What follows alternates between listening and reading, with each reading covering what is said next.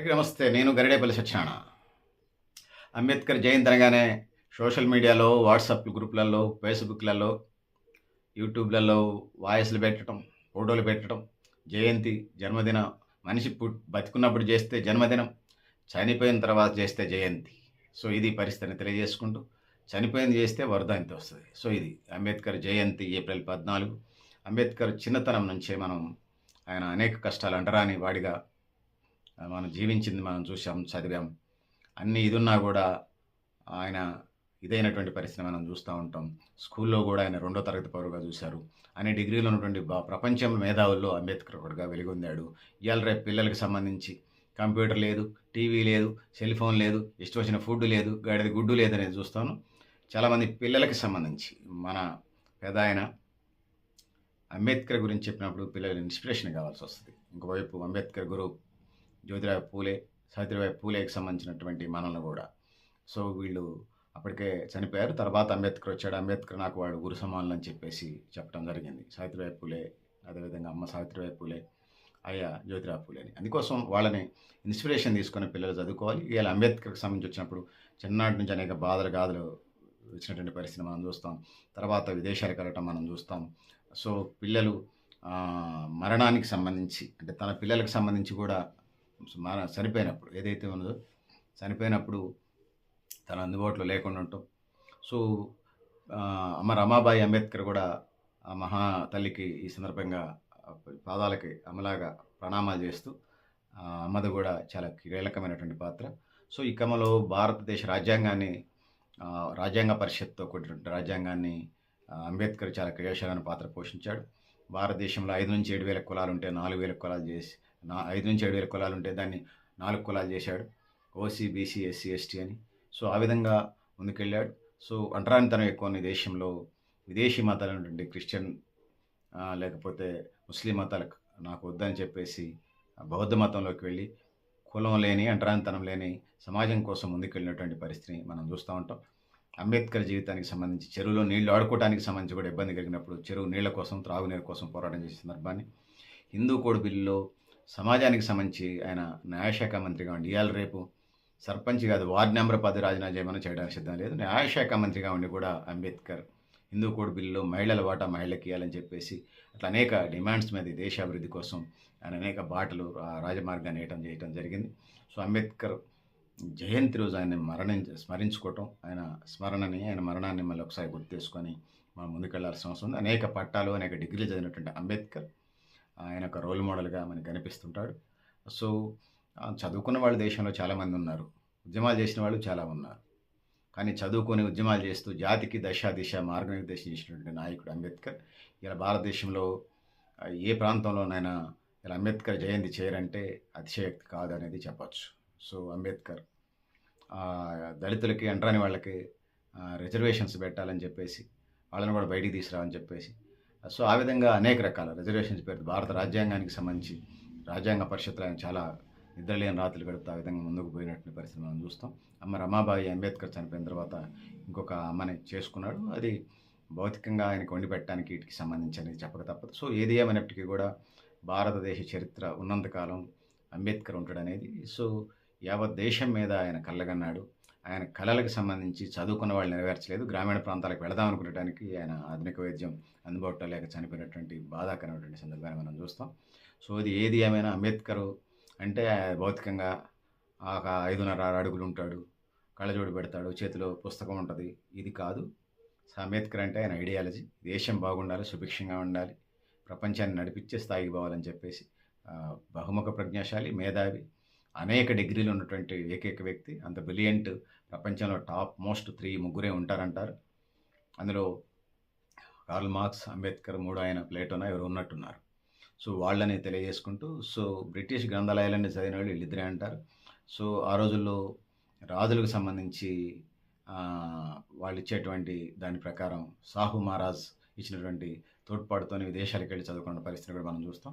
So, Ambedkar అన్ని ఉద్యమాలు చేసిన ఆ రోజుల్లో ఆయన మీద ఒక కేసు కూడా గల బ్రిటిష్ రూల్‌కి సంబంధించి వచ్చినప్పుడు ఉన్నత విద్య చదువుకున్న వాళ్ళ మీద కేసులు పెట్టకూడదని ఉన్నది.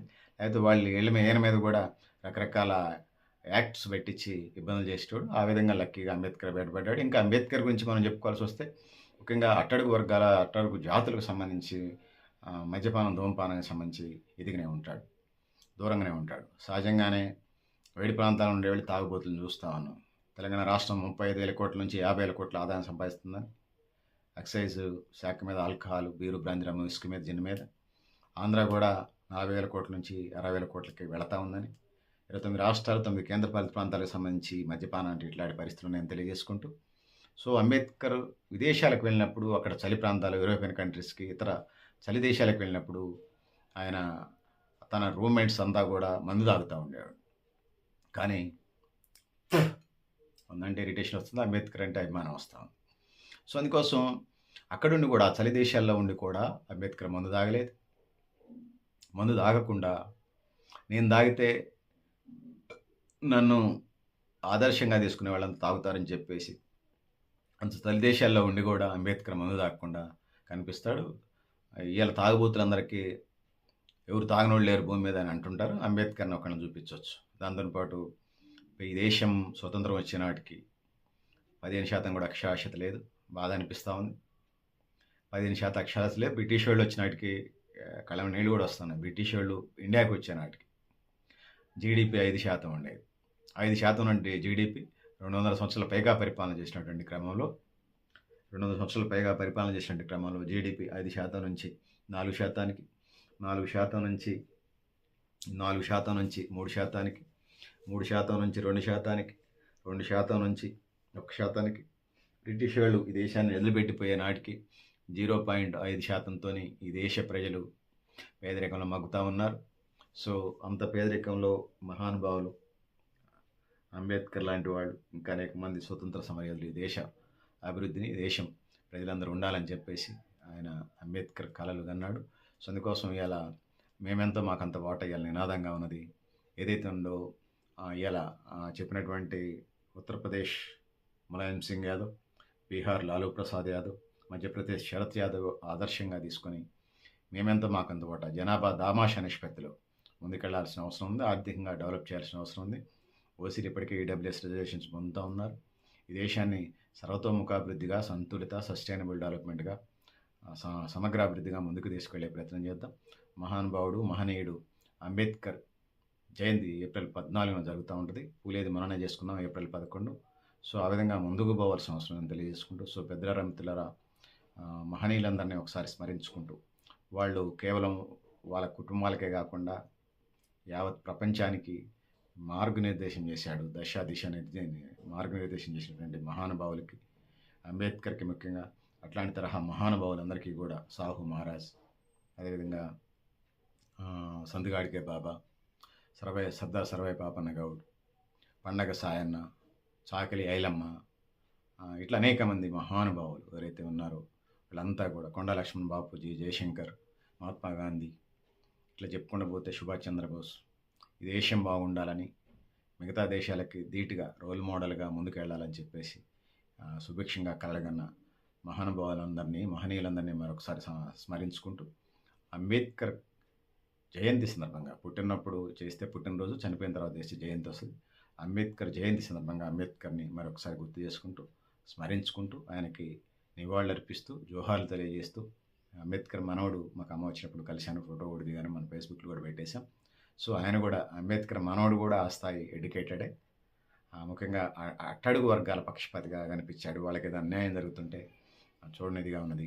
సో ఇట్లాంటి పరిస్థితులని తెలియజేసుకుంటూ, సో పెద్దలారా, మిత్రులారా, గాంధీకి అంబేద్కర్కి కొన్ని విషయాల్లో డిఫరెన్సెస్ ఉన్నా, సో గాంధీ మనవడు కూడా ఎవరైతే ఉన్నారో ఆయన కూడా ఇట్లాంటి విధి విధానాలను కలిగి ఉన్నాడని చెప్పేసి ముఖ్యంగా నేను చెప్పదలుచుకున్నప్పుడు ఇవన్నిటిని తెలియజేసుకుంటూ, సో ఈ రాజకీయ భిన్నాభిప్రాయాలు ఉన్న తండ్రి కొడుకులాగా గాంధీ, అంబేద్కర్ ఉన్నా కూడా, సో ఖచ్చితంగా అంబేద్కర్ అట్టడుగు వర్గాల తరఫున పోరాటం చేశారు. రౌండ్ టేబుల్ సమావేశాల్లో కూడా ఈ దేశంలో కుల వ్యవస్థకు సంబంధించి చేశారు. సో ఆయన మళ్ళీ మరొకసారి పోనేకుండా ఆపగలిగారు. ఈ దేశంలో ఉన్న కుల వ్యవస్థకు సంబంధించి జనగణన 1931 ప్రాంతాల నుంచి జరుపుకుంటూ వచ్చింది.